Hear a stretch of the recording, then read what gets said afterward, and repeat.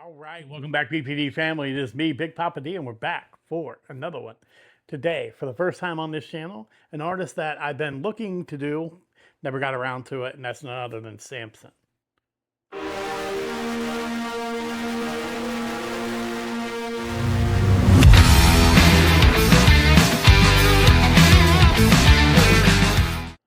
Okay, the name of the song is Tipping Point.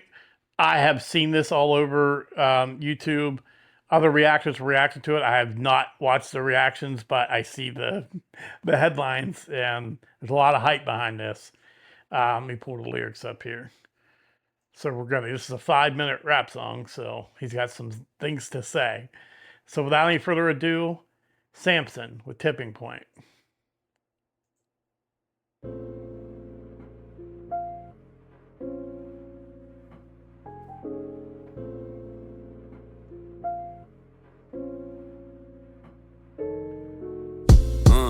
Rest in peace to Charlie Kirk, and bless his family. I know the devil's hard at work. I can't even fathom all the grief and pain that y'all have went through. My thoughts are nearly impossible to explain, but I'll attempt to.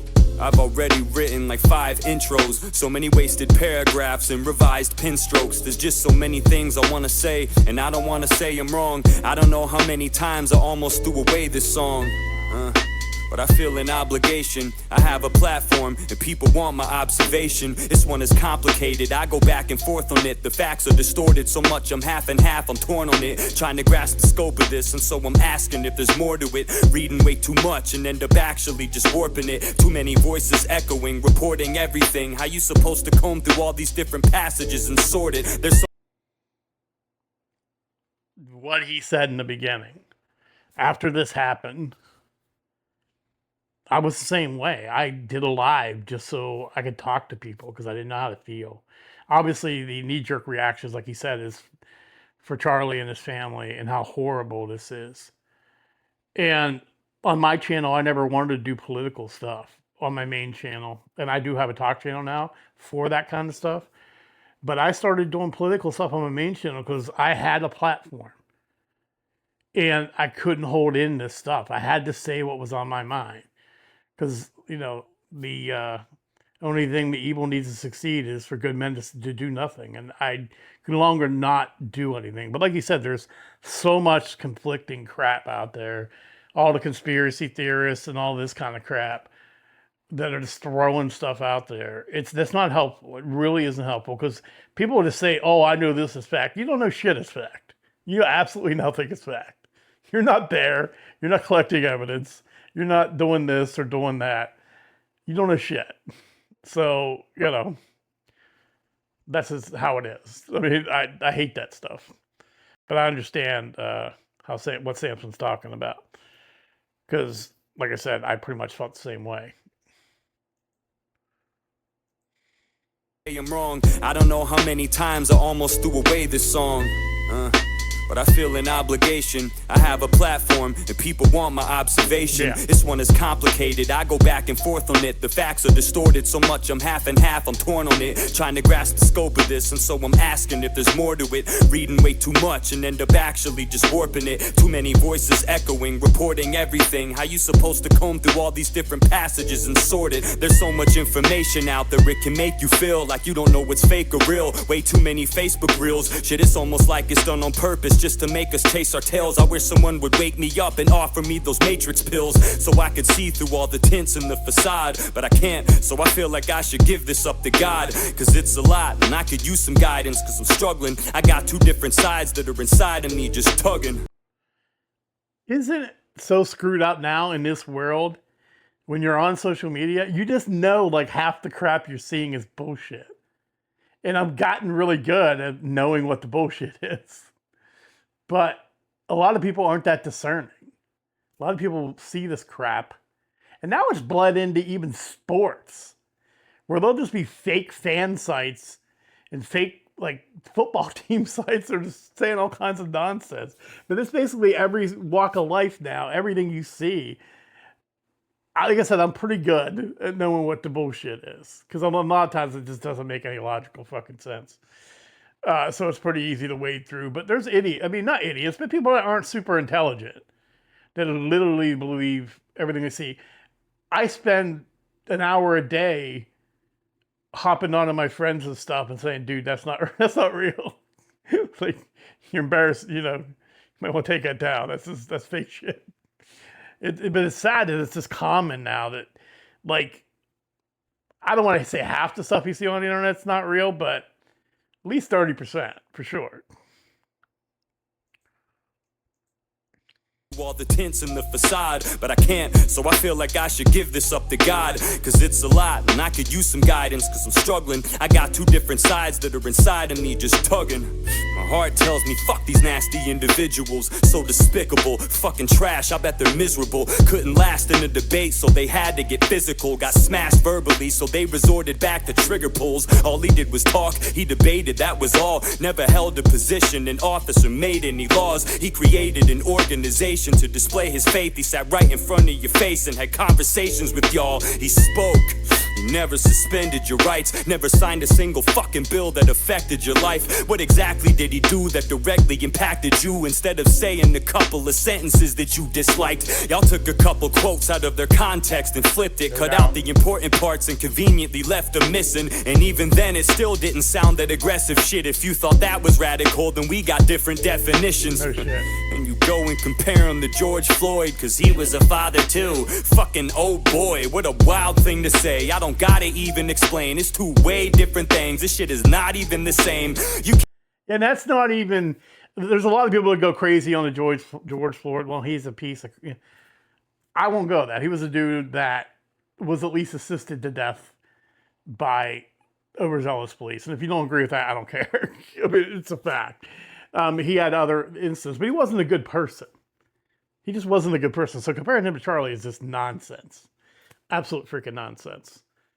But I also don't go full out that, I don't go full out that it was just all 100% his fault that he passed away. It wasn't. I mean, there was extenuating circumstances. I'm a fat guy.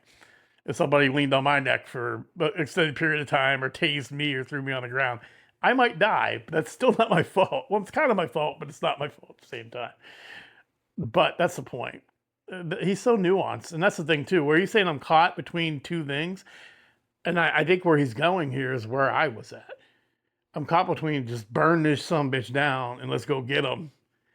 And then I also was caught with the Charlie's example he put out there that we needed to openly debate these people, because when we openly debate them, their beliefs and thoughts and ideas don't stand up to any kind of intelligent scrutiny. So I think that's probably where he's going here. So let's see. But I mean, there's still the screw them all in me. It really, and I would not ever like go against somebody or say mean things about somebody that has that attitude, because I understand the inkling or the urge for that, Floyd, cause he was a father too. Fucking oh boy, what a wild thing to say. I don't gotta even explain, it's two way different things. This shit is not even the same. You can't trust someone that you don't personally know, so I can never say for sure that Charlie Kirk would be my bro. But if I were to go off of reputation alone, I would never fucking let George Floyd into my home. I mean, and it's got Charlie was a very good guy, whether you agree with him or not. He was a very good guy. No one would let George Floyd this up. I don't know, unless you're down. But that's a fact. And the comparing them is not even fair. Like I said, both of them died, unfortunately. I lost my train of thought. Completely lost my train of thought. Oh, the whole thing about Charlie being my bro. I watched Charlie's videos before he passed. I knew who Charlie was. But the day he died, I cried. I didn't cry for Charlie the person, for that guy I saw in videos. I cried for the loss of our, the erosion of our country to someone that was. I cried for like the lack of, or the death of being able to talk to one another. The death of trying to come to. Some sort of understanding with each other, at least seeing each other's side. You kill the guy who's a champion of that, then discourse is no longer even an option at that point. And all that's left is an eye for an eye. I'm sorry, I talk way too much, but let me pop back. He's just bringing up very thought-provoking points. Be my bro, but if I were to go off of reputation alone, I would never fucking let George Floyd into my home. And it's got nothing to do with his race or his skin complexion. Nah, it's more to do with his lengthy criminal record. Yeah, it's more because the drug possessions and the robberies and home invasions, I would trust him less around my property. We shouldn't make a mockery of him, I acknowledge that. Just because he was a criminal, we shouldn't pile on that. I won't say I'm glad that he's dead or claim he deserved it, but don't act like for 1 second that this was the same person. Just check out the reactions to their deaths, quite the opposite. Look what y'all did, and look at our response to it. Instead of riots in the streets, we prayed quietly in peace. We never let our emotions go, we tied them to a leash. We never flipped and flew off the handle and got shitty, and left the town crawling with vandals and cops spitting. Shit was gritty, what we saw on the channels was not pretty. The only thing we burned was candles, not cities. So get the fuck out of my face with all these comparisons. Y'all are embarrassing, we can't even call you Americans. You follow a narrative, such a typical situation. The minute something changes, these liberals switch their places. There's something wrong with you if you celebrated his death. You say the right is full of spite, but there's hella hate on the left. It's weird, it's almost like this shit melted away your stress. I never saw somebody die and then felt elated or blessed, but it makes sense. Me either. I mean, honestly, there's terrible people that have died. Bin Laden, you know, and other things like that. But I didn't celebrate it. The loss of anyone's life is not something that you gleefully celebrate. If you're a human, if you're a decent human, it's just not. So if you do that, then you've told the whole world who you are, that you're a piece of crap. If that was somebody in your family or somebody you knew, you wouldn't be feeling that way. And their point was that it's okay to celebrate somebody that I find to be a undesirable person. Well, with you making those comments and celebrating, I find you to be undesirable. So does that mean it's okay for you to die? I mean, it's so hypocritical. It's not even funny.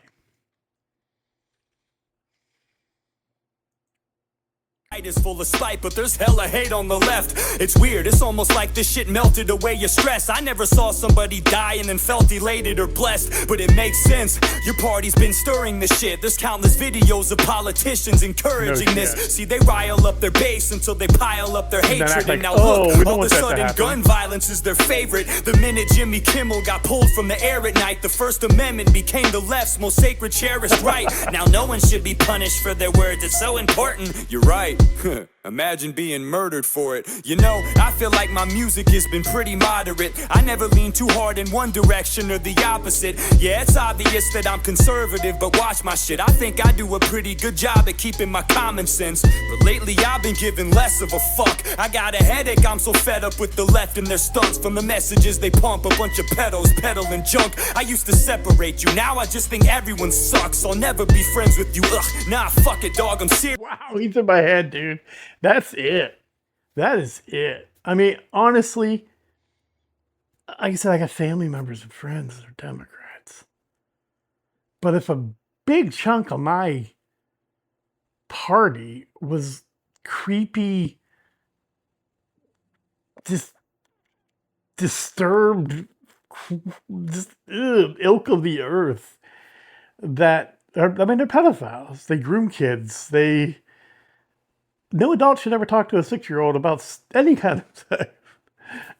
It's creepy and it's disturbed and it's just, it's awful. And if the fact that you're associated in the same party as those people just makes me question your morals and your everything. There's no way you could be in the same party with that people. Split it up. Make 2 or 3 parties over there. The right will do the same. We'll leave the skinheads and the other crazy people on that side. We can have 5, 6 parties here in this country, but there's no way you can be in a party with those people and then claim to be a good person or a great American or anything like that. Because it's disgusting and it's sick. He is just hitting all the rights. Everything I'm thinking, he's hitting. A bunch of pedos peddling junk. I used to separate you, now I just think everyone sucks. I'll never be friends with you, ugh, nah, fuck it, dog, I'm serious. How the fuck can you relate to somebody who cheers for this? Y'all are weird for this, I'm done salvaging relationships. I ain't picking up broken pieces off the ground and saving it. If you can't say that this is bad and just agree it's heinous, then I don't give a fuck if you unfollow me or hate this. It sucks, this shit has done massive amounts of damage. And you know, it's probably exactly how they planned it. Wow. That's probably the most 5-minute filled truth I've ever heard before in my life. And he, like I said, I mean, I think me and him are a lot alike because I am a very nuanced person too. I don't go full extreme on, just full out crazy on one side or the other. I'm a conservative for sure. But I don't buy into all the, like I said, George Floyd was a terrible person, criminal, all that stuff. He didn't deserve to die. So that was a tragedy. Whether he had pre-existing, he was on drugs, whatever, it still was a tragedy. So saying, but the reaction to that was nonsense and never should have been allowed to happen. But comparing him to Charlie Kirk is just ridiculous. It's Charlie was almost a saint, compared to him. Not almost. He was. I mean, obviously. But it doesn't make Charlie's life any more valuable than George's. It doesn't. But they're not comparable at the same breath. Every life has value. Some of us don't do great things with that life, but every life has value. Especially if you're religious, like Charlie was. You believe that. Every life has value. Every life has worth. The hell? Is that my kitty? Oh, it's my kitty. I was like, what the hell is that blob in the thing? Hey, kitty. Hey, kitty. Yeah, that was like on. That was awesome. First time hearing Samson. He's very direct, very matter of fact in his rap style.